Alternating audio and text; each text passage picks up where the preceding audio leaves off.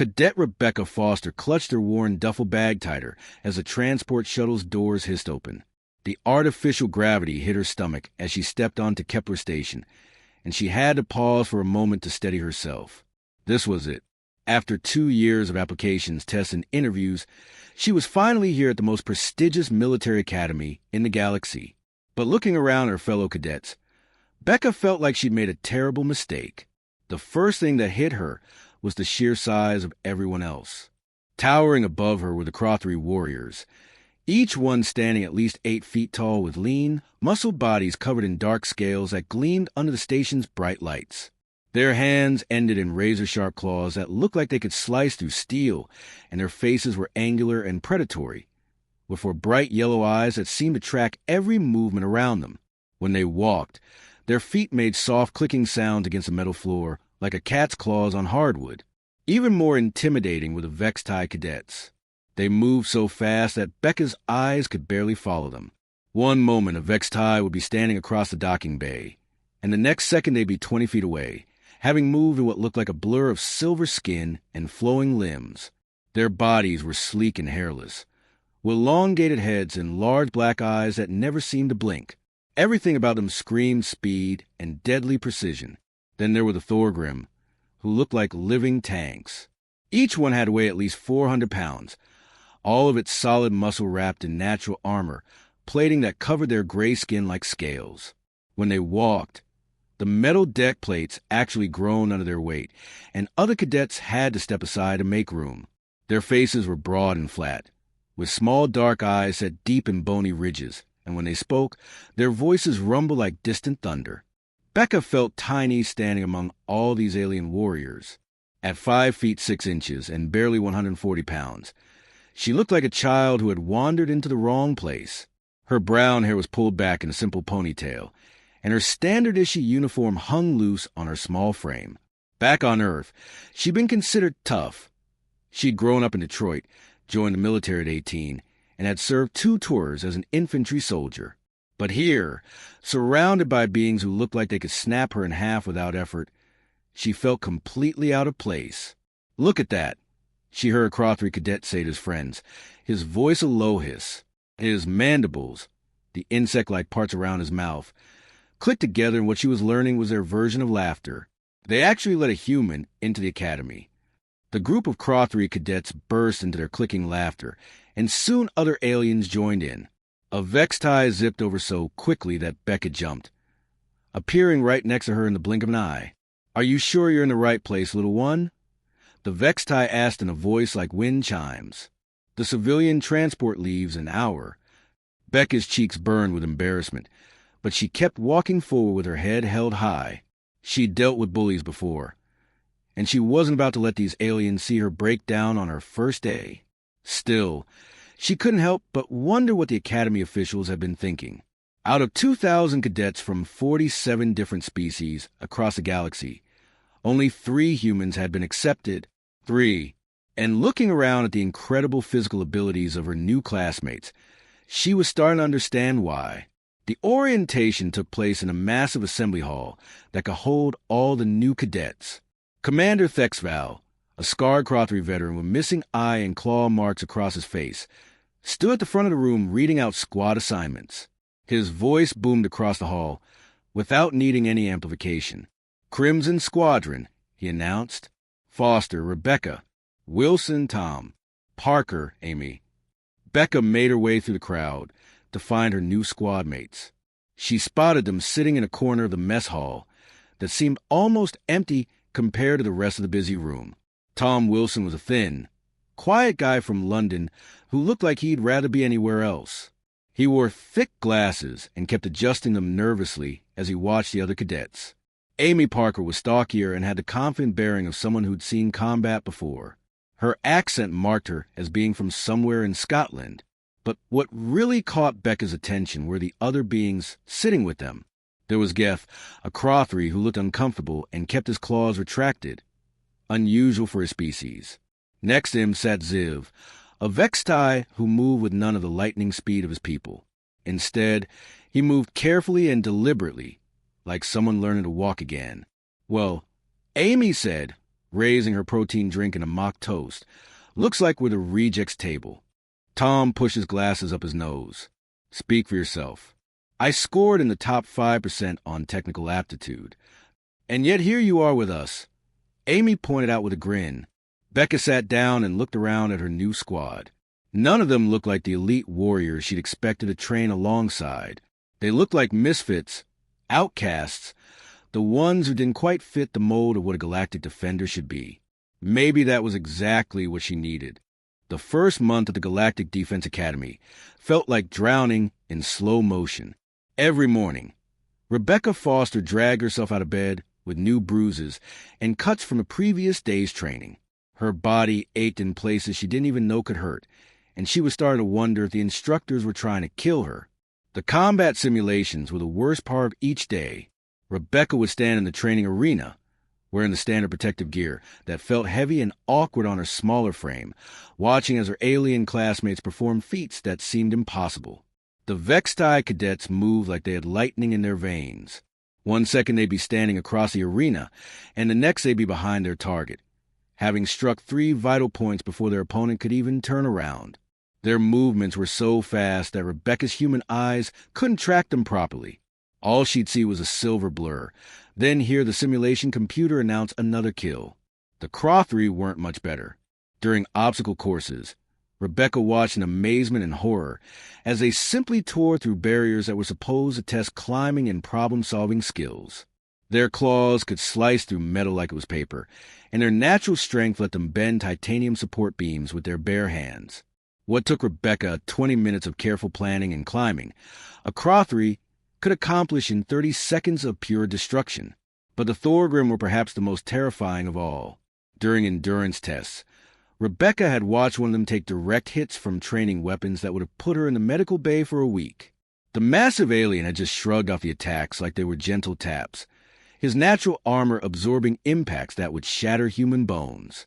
Then he kept fighting for another 2 hours without showing any signs of fatigue. Rebecca's first real combat test came in the 3rd week. She found herself standing across from Karath, a Crothry who stood nearly 9 feet tall and probably weighed 3 times what she did. His yellow eyes gleamed with confidence as he flexed his claws, the razor-sharp points catching the arena lights. "Try not to die too quickly, little human," Karath said with that clicking laugh that all Crothries seemed to find so amusing. When the simulation started, Rebecca tried to use her military training. She'd been taught to stay mobile, use her opponent's size against them, look for openings. But Karatha's reach was incredible. His arms were so long that he could strike at her from what felt like halfway across the arena. She ducked and weaved, trying to get inside his guard, but every time she thought she found an opening, those deadly claws would whistle past her head, missing her by inches. Within 30 seconds, she was on the ground. Karatha's left claw had swept her legs while his right went for her throat. The simulation computer's voice echoed through the arena. Cadet Foster eliminated. Cause of death: severed carotid artery. Pathetic, Karath sneered as Rebecca picked herself up off the mat. "Why do humans even try to fight? You're a prey species. Your ancestors ran from predators while mine hunted them." The laughter from the watching cadets stung worse than her bruised ribs. Rebecca limped off the training mat, her face burning with embarrassment. But it wasn't just Karath. Over the following days, she faced opponent after opponent and lost every single time. A Vexti named Quinn moved so fast that the fight was over before Rebecca could throw a single punch. A Thorgrim called Rock absorbed everything she could dish out, and then knocked her unconscious with a casual backhand. After her 10th consecutive loss, Instructor Veldar pulled her aside. The alien's face was unreadable, but his tone made his opinion clear. "Foster," he said, shaking his head slowly, "you're the slowest, weakest cadet in your class. Your reaction time is terrible, your strength is laughable, and your endurance is pitiful by Academy standards. Perhaps you should consider transferring to communications or logistics. The galaxy needs technicians, too." Rebecca felt something break inside her chest. She'd always been tough, always been a fighter. Back on Earth, she'd never backed down from a challenge. But here, surrounded by beings who seemed designed for war, she felt like a child playing soldier. That night, While her roommate slept, Rebecca sat in front of her computer terminal, reviewing combat footage from the day's simulations. She watched herself get destroyed over and over again, each loss more humiliating than the last. But as she watched, something started to click. Korath had beaten her easily, but he'd done something strange. Every single attack he'd made had started the same way, a slight shift of weight to his right side before striking with his right claw. Every time. It was so subtle that most beings probably wouldn't notice it. But there it was. She pulled up footage of other Crothery fighters and found the same pattern. They all favored their right side for initial attacks. Curious now, Rebecca started studying the Vextai matches. Their speed was incredible, but they had a weakness too. Once they committed to a leap or charge, they couldn't change direction mid-flight. Their speed was their strength, but it was also a limitation. Even the seemingly invincible Thorgrim had tells. Before each charge, they would drop their right shoulder slightly, probably an unconscious preparation for impact. For the first time since arriving at the academy, Rebecca smiled. She was learning. She was adapting. And most importantly, she was starting to see patterns that others missed. She was going to need every advantage she could get. 3 months into training, the academy announced the Crucible. Rebecca Foster had heard older cadets whisper about it in the mess hall, a week-long war game that would test everything they'd learned so far. Squads would fight for control of a massive simulated colony world, complete with cities, forests, mountains, and weather systems that could change at any moment. The night before it started, Rebecca lay in her bunk staring at the ceiling. Her squad had improved over the past weeks, but they were still considered the weakest team in their class. Tom Wilson had gotten better with technical systems, and Amy Parker's combat skills were solid, but they were still the misfits. Geth, their Crothery squad mate, had finally started using his claws in training, though he clearly hated violence. Ziv, the injured Vextai, had regained some of his speed, but would never match his people's legendary quickness. When the Simons came down, Rebecca's heart sank. Crimson Squadron had drawn the worst possible starting position, a rocky valley with barely any cover, surrounded by 3 elite squads. To the north was Alpha Squadron, led by Korath, the same Crothery who had humiliated Rebecca in her first combat test. They were positioned in heavily fortified mountain caves with perfect sight lines down into the valley. To the east sat Viper Squadron, an all-Vextai team that moved like a pack of hunting cats. The west belonged to Hammer Squadron, for Thorgrim cadets who had turned an old mining facility into an impregnable fortress. "This is insane," Tom muttered as they studied their tactical display. "We're completely exposed down here. Any one of those squads could wipe us out in the first hour." Amy checked her weapon for the 10th time. Maybe that's the point. Maybe they want to see how long we last before we surrender. Rebecca looked around at her teammates. They were scared, and honestly, she didn't blame them. In any straight fight, they'd be destroyed within minutes. But as she studied the terrain map, an idea began to form.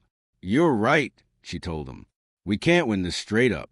But we don't have to."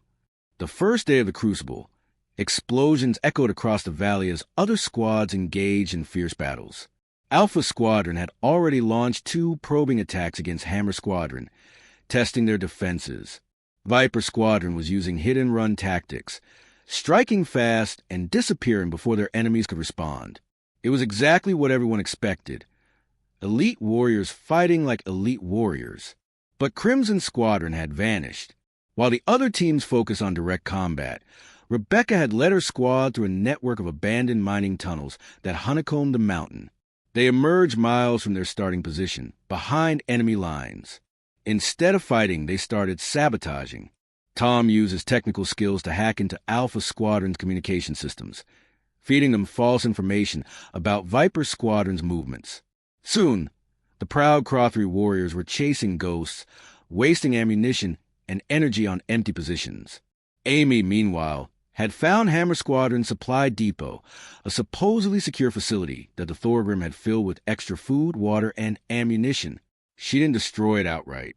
Instead, she contaminated their water supply with a harmless but foul-tasting chemical that would make drinking it miserable, and replace their high-energy combat rations with expired emergency food that would leave them hungry and weak. Geth, despite his pacifist nature, turned out to be brilliant at psychological warfare. He used his knowledge of Crothery culture to leave subtle signs that would unnerve Alpha Squadron, arrange stones that resembled death omens, claw marks in specific patterns that suggested they were being hunted by something much larger than them. Ziv, even with his damaged nervous system, was still faster than any human. He became their scout and messenger, slipping through enemy territory undetected to coordinate their efforts. But the real masterstroke came on day 4. Alpha Squadron, frustrated by days of chasing false leads and dealing with constant small annoyances, finally spotted Crimson Squadron's trail leading into Red Canyon, a narrow passage between 2 steep rock walls. Korath, eager for a decisive victory, led his entire squad in pursuit. "Now, Tom," Rebecca shouted into her communicator. Tom had spent 2 days carefully placing charges in the canyon walls, using mining explosives they'd salvaged from the tunnels. The rock slide was spectacular. Tons of stone came crashing down, completely blocking both ends of the canyon. Alpha Squadron was trapped, alive, but effectively eliminated from the war game. "You fight without honor, human." Koratha's voice crackled with rage over the communication channel. "I fight to win," Rebecca replied calmly. By the end of the week, something incredible had happened. While Alpha, Viper, and Hammer Squadrons had beaten each other bloody fighting over major strongholds, Crimson Squadron had quietly captured 3 critical objectives: a water treatment plant, a communication relay, and a supply depot. They controlled the colony's infrastructure. When the final scores were announced, several instructors looked confused. Commander Thexval stared at his data pad like it had malfunctioned. The simulation parameters must have been flawed. One instructor muttered, "There's no way the human squad could have achieved these results." But Rebecca just smiled as she watched the scoreboard. Sometimes the best way to win wasn't to be the strongest or fastest. Sometimes you just had to be smarter. The final month of training arrived like a storm cloud on the horizon. Rebecca Foster could feel the tension in the air as cadets prepared for the combat assessment protocol, the ultimate test that would determine their final rankings and future assignments. For months, she'd been quietly studying, learning, and adapting while everyone else focused on showing off their natural abilities. The assessment took place in the Academy's most advanced combat simulator, a massive chamber that could create any environment imaginable using hard light holograms that felt completely real. Each cadet would face the simulation alone, battling waves of enemies and environmental hazards designed to push them beyond their breaking point. Most cadets lasted 30 minutes to an hour before being overwhelmed. Rebecca's name appeared on the schedule for the final day, which meant dozens of cadets and instructors would be watching her performance on the observation deck screens. As she walked toward the simulator chamber, she could hear the familiar sounds of mockery following her. "Look, it's a human," whispered a Vextai cadet to his friends. "I bet she lasts 10 minutes. 10 minutes, laughed the Crothery. "That's generous. Remember her first combat test? Korath put her down in 30 seconds. Maybe they should give her a head start," suggested a Thorgrim, his voice rumbling with amusement. "Say, a 5-minute delay before the enemies spawn." Rebecca ignored them and stepped into the simulator chamber. The walls were smooth and white, but she knew that would change in moments. She checked her gear one last time: standard military fatigues, basic combat armor, and a simple energy rifle that every cadet used. Nothing special, nothing that would give her an advantage over beings who were naturally designed for war. The chamber door sealed with a soft hiss, and Rebecca found herself alone in the white room. Through the speakers, she could hear Commander Thexval's voice addressing the watching crowd. "Cadet Foster will now begin the combat assessment protocol. Current Academy record holder is Korath of Alpha Squadron, with a survival time of 4 hours and 12 minutes. Rebecca took a deep breath. For hours. She'd need to survive longer than that to prove herself, but survival wasn't her real goal. She wanted to show everyone what a human could really do when they stopped trying to be something they weren't. The simulation began. The white walls melted away, replaced by a destroyed city that looked like it had been through hell. Buildings lay in ruins. Smoke drifted through the streets, and the sky was an angry red color that cast everything in an ominous glow. In the distance, Rebecca could see movement, the first wave of enemies approaching. They came at her like a living nightmare. Simulated Crothry warriors with glowing eyes and razor claws, moving fast and deadly through the rubble. Most cadets would try to meet them head-on, relying on their natural advantages. But Rebecca had learned something important over the past months. She didn't have to fight like everyone else. The first Crothry rounded a corner, and Rebecca was ready.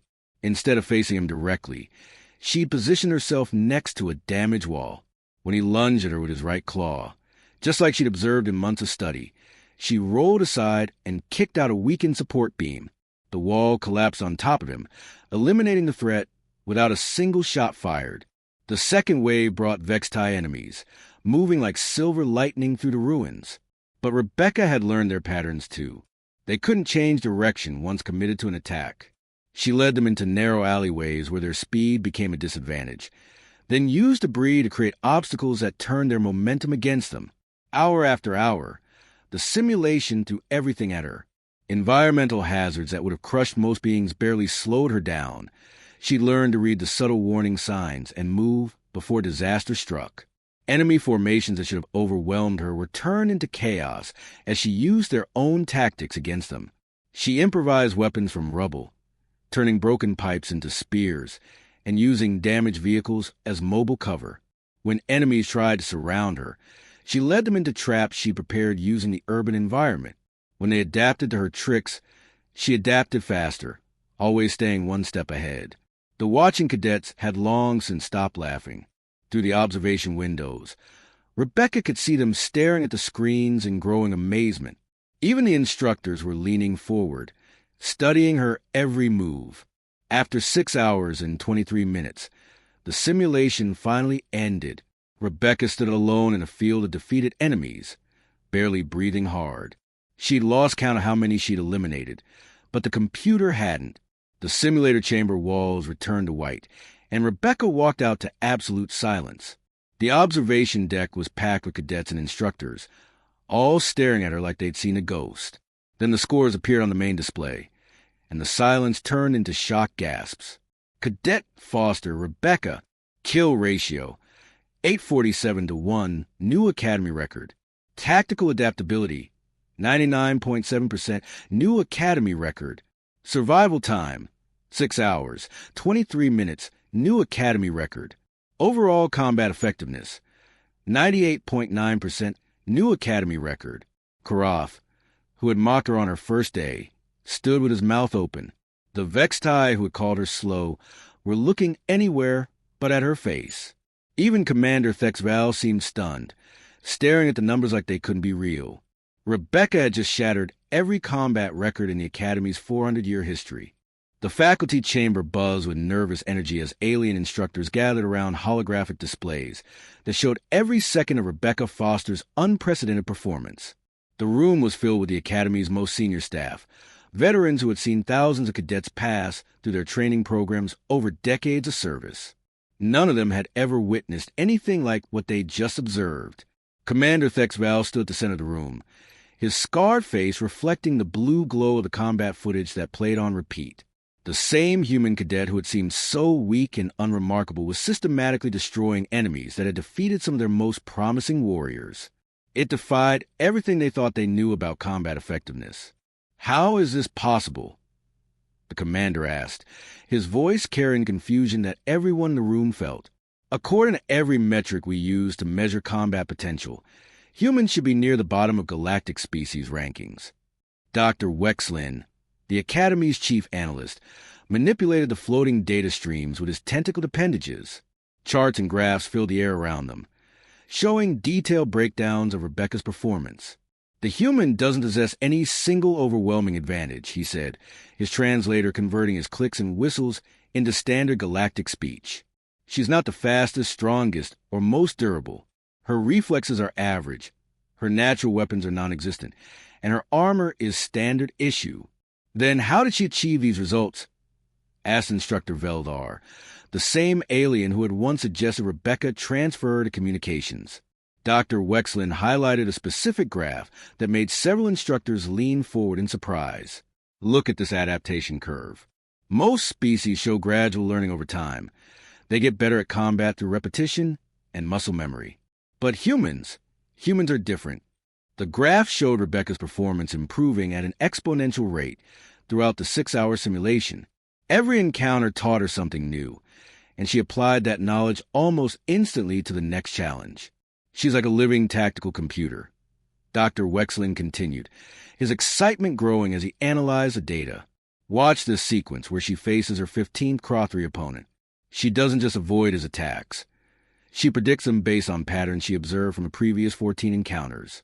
By the end of the simulation, she was countering fighting styles she'd never seen before, just by recognizing similarities to previous opponents. Commander Thexval studied the footage more closely. Humans don't have specialized combat advantages like other species, but they have something we've never encountered before: infinite adaptability. Given enough observation time, they can develop counters for any opponent. It's more than that, added Dr. Wexlin.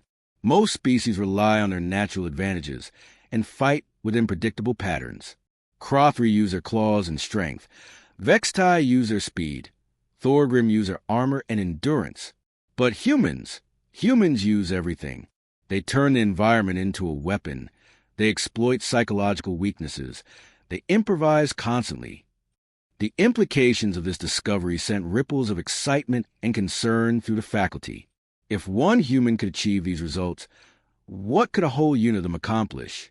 3 weeks later, graduation day arrived with all the pomp and ceremony the Academy could muster. The great assembly hall was packed with cadets, families, and officials from across the galaxy. Rebecca stood in formation with her graduating class, wearing the crisp dress uniform that marked her as valedictorian, the highest honor the Academy could bestow. As she walked across the stage to receive her commission, Rebecca could see the faces of the cadets who had once mocked her. Karath, the proud Crothry warrior, now looked at her with something approaching respect. The Vextai who had called her slow were avoiding eye contact entirely. Even the instructors who had suggested she transfer to a non-combat role now watched her with obvious admiration.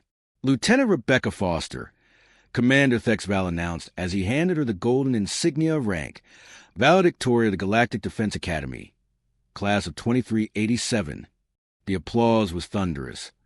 But Rebecca knew this was just the beginning. As she stood at attention before the assembled crowd, she thought about how far she'd come.